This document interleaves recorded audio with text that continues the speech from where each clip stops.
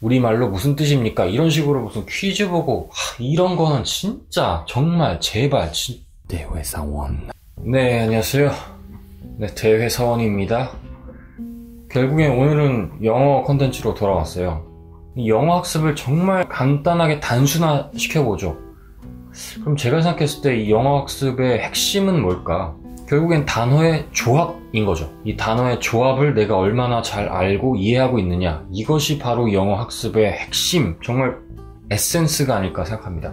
결국 이 문장을 구성하는 것들은 단어들인 거잖아요.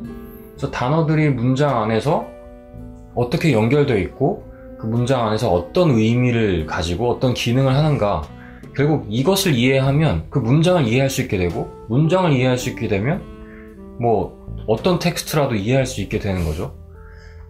리스닝도 사실 마찬가지인 거죠. 리스닝을 구성하고 있는 단어들의 그 쓰임새, 단어들 간의 그런 관계, 이런 것들을 파악하면 리스닝도 되는 거고요. 그러니까 핵심은 뭐냐라고 했을 때 결국 단어를 잘 아는 것이다, 단어의 의미를 이해하는 것이다, 이렇게 그냥 정리할 수 있을 것 같습니다. 대회사원. 그럼 여기서 우리가 단어를 안다 라고 했을 때 이 단어를 안다는 게 무슨 의미일까요?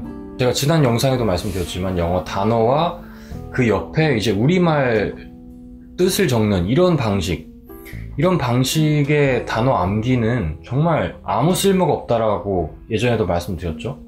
저는 영어란 생물체와 같다고 생각하거든요. 뭐 영어뿐만 아니고 모든 언어가 마찬가지죠. 언어라는 것은 살아있는 생명체와 같다고 생각합니다. 언어의 역동성이랄까요?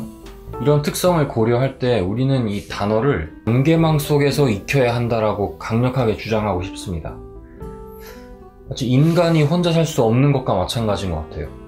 나 자신을 규정하는 것, 나 자신을 정의하는 것, 신이 아닌 이상 인간이란 결국 타인에 의해서 내 자신을 발견하게 되는 거 아니겠습니까? 그리고 인간은 사회적인 동물인 것이고, 나 혼자 온전히 정말 원자적 개인으로서 존재할 수는 없잖아요. 언어도 마찬가지로 생각해요.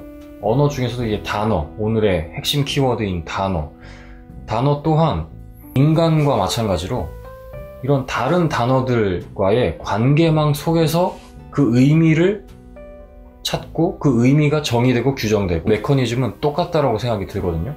그런데 이런 영어 단어를 그냥 한국말로 1대1로 매칭시켜서 이렇게 외우게 하는 이 방식은 마치 사회에서 더불어서 잘 살아가고 있는 한 개인을 딱 어느 날 갑자기 납치를 해서 그냥 독방에 가둬버리는 거나 마찬가지라고 생각이 들거든요. 그 사람이 기존에 가지고 있던 모든 사회적 관계들을 다 단절시켜버리는 거죠. 단어 입장에서 한번 생각해 보자고요. 단어는 잘 살아가고 있었어요.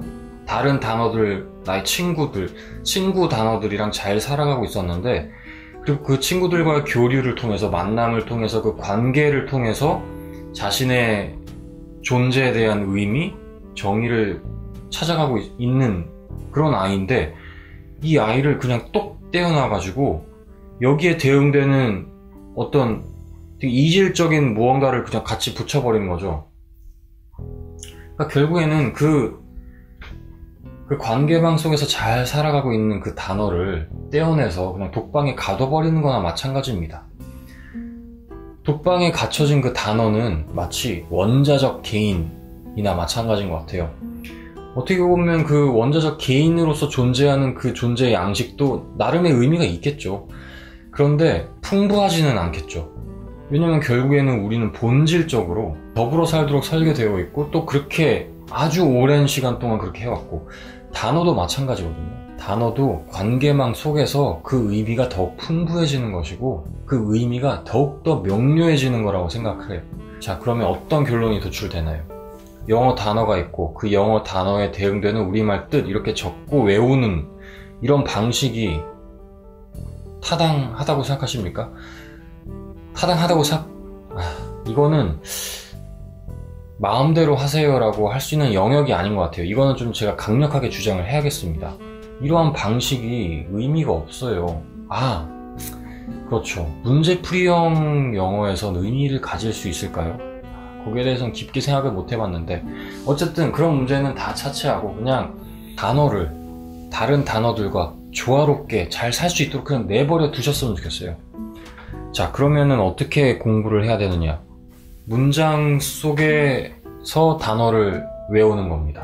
하나의 단어도 다양한 맥락 속에서 다양한 의미를 갖게 되잖아요. 그래서 뭐 많이들 외우는 게 어떤 단어, 영어 단어가 있으면 이 영어 단어가 의미할 수 있는 다양한 우리말 뜻을 또 이렇게 적어서 그걸 다 외우는 경우가 있는데, 그렇게 외워봤자 아무 의미 없습니다. 우리말 뜻은 뭐 매칭은 시킬 수 있겠죠. 그래서 뭐 시험 문제에 나왔어.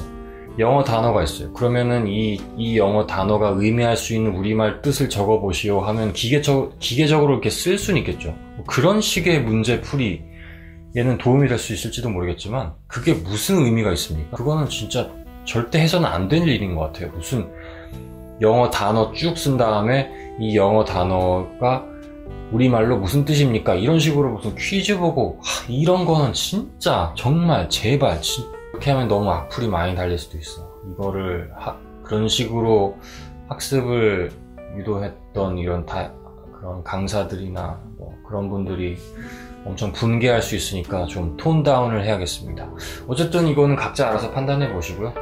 제가 이렇게 누누이 강조하지만 이렇게 영어 단어, 한국, 우리말 이렇게 1:1 대응해서 외우는 거는 진짜 의미 없거든요. 그거는 진짜 그래서 문장을 통해서 이 단어의 의미를 파악해야 되는 이유는 결국에는 단어가 이 맥락 속에서 다양한 의미를 가지기 때문에 우리가 사전에서 찾을 수 있는 그 단어의 우리말 뜻으로는 정말 이 다채로운 그 문장들의 형식, 의미를 이해하는 데 한계가 있어요. 그렇기 때문에 필수적으로 하나의 단어가 들어간 다양한 문장들 보면서 이 단어가 이런 맥락 속에서는 이런 의미를 갖는구나. 그때서야 비로소 이 단어를 안다 라고 말할 수 있게 될 것 같습니다.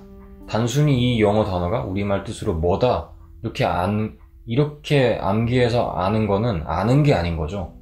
문장을 통해서 이 다양한 맥락을 통해서 이 단어를 아는 것이 정말 중요합니다. 근데 문장을 외우려고 하다 보면 굉장히 너무 힘들다라고 말씀하시는 분들도 있어요. 그럴 수 있죠. 뭔가 이런 토익이나 토플이나 뭐 탭스 이런 식으로 당장 문제풀이형 이 영어를 어떻게든 해결하셔야 되는 분들은 빠르게 이 성과를 내고 싶어 하시기 때문에 이런 식으로 문장을 통해서 단어를 알아가는 이 방식이 좀 부담스러울 수 있다는 생각도 듭니다. 뭐 인정합니다. 가장 이상적인 방식은 뭐냐면 뭔가 단어를 외우는 방식이 아니고 내가 좋아하는 텍스트를 읽으면서 거기에서 내가 모르는 단어들을 발견해내고 이 단어들의 그 다양한 맥락 속에서 어떤 의미를 갖는지를 하나하나씩 파악해 나가고 확인해 나가고, 그래서 그 저변을 넓혀 나가는 이런 방식이 가장 효과적이고 이상적인데 우리나라에서는 그게 힘들죠. 근데 하려면 할 수 있어요. 얼마든지. 그 텍스트를 토익 문제집으로 보면 되잖아요. 토익 지문을 텍스트라고 생각하고 그 텍스트를 열심히 읽는 거죠. 열심히 읽다가 모르는 단어들이 나오면, 그리고 분명히 토익은 이 비즈니스 상황에서의 영어를 다루는 거기 때문에 비슷한 류의 단어들이 반복적으로 나오잖아요. 근데 동일한 단어일지라도 다른 상황에서, 다른 문맥에서, 다른 맥락에서 쓰이다 보면 다른 의미를 가질 수도 있고, 아무튼 이런 것들을 그 토익의 문제, 토익의 지문을 통해서 확인한다면 얼마든지 이런 방식도 가능은 할 것 같아요. 그러니까 영어 단어가 있을 때 영어 단어를 문장으로 외우는 방식이 가장 이상적이지만 그게 너무 힘들어서 못 해먹겠다 싶으면, 그렇다면 어쩔 수 없이 그 영어 단어와 가장 유사한 의미를 가지는 영어 단어를 외우시라고 추천드리고 싶습니다. 이 방식이 영어 단어와 우리말 뜻을 외우는 것보다는 나은 것 같아요. 뭐 당연히 우리말 뜻으로 외우는 거를 아예 그냥 절대 해서는 안 된다 뭐 이건 아니고, 정말 너무 답답해서 우리말 뜻을 알고 싶다, 그리고 우리말 뜻을 알면은 오히려 이해하는 데 도움이 될 것 같다 라고 생각이 드시면 찾아보시는 거 문제는 없지만, 어쨌든 우선순위를 좀 정하셔서 첫 번째로 이 단어를 제대로 이해하고 알기 위해서는 내가 문장을 통해서 이 단어를 파악해야겠다. 이게 첫 번째 우선순위. 근데 이 문장으로 모든 걸 다 커버하기는 너무 힘드니까 그렇다면 이제 영어 단어, 유의어로 내가 이 단어를 좀 파악해야겠다. 우리말 뜻으로 영어 단어를 외우는 방식은 정말 최후 순위로 남겨두시고 일단 할 수 있는 데까지는 최선을 다해서 해보시기를 추천드리고 싶습니다. 중요한 점은 뭐냐면 토익 같은 이런 학습 풀이형 영어에서는 이 단어를 passive vocabulary 그리고 active vocabulary 이렇게 나눌 수 있는데 이런 문제풀이형 영어에서는 passive만 알면 되거든요. 그 말 뜻이 뭐냐면 그러니까 그 쓰임새를 명확하게 정확하게 알지 못해도 passive하게 이 단어를 들었을 때 혹은 읽었을 때 어떤 의미를 갖는지 대충 알 정도만 되면 이 문제풀이 하는 데는 문제가 없거든요. 그러니까 사실 액티브 보캐블러리를 축적해 나가는 건 훨씬 더 많은 시간과 노력이 수반되는데 패시브 보캡 같은 경우는 많이 읽으면 상당 부분 해결이 됩니다. 그렇기 때문에 그 토익 준비하시는 분들은 이 단어를 진짜 명확하게 정확하게 알아야겠다 이런 접근보다는 내가 패시브 보캡을 많이 늘리겠다는 생각을 가지시면서 이 텍스트를 중심으로 결국에는 토익 지문들, 문제들 그래서 이걸 통해서 내가 패시브 보캡을 많이 늘리겠다 이러한 방향성을 가지고 이제 학습을 하시면 도움이 되실 것 같아요. 핵심은 독방에 갇혀있는 단어들을 해방시켜 달라 이겁니다. 단어들도 우리처럼 사회생활 하고 싶습니다. 단어들도 다른 단어들이랑 얘기하고 싶고 같이 놀고 싶어요. 그 아이들 마음껏 풀어주세요. 그 단어의 플레이그라운드에 여러분들이 들어가시는 겁니다. 그 잘 놀고 있는 애들 끄집어 내가지고 막 독방에 가둬버리지 마시고요. 여러분들이 직접 찾아가서 걔네들이랑 같이 노세요. 그게 핵심인 것 같아요. 이게 되면 이 패시브 보캡을 많이 습득하게 되실 거고 문제풀이 하는데도 큰 지장 없으실 겁니다. 오히려 그 단어의 의미를 더 정확하게 다채롭게 이해하실 수 있게 될 거예요. 다음 영상에서 만나요. 제발.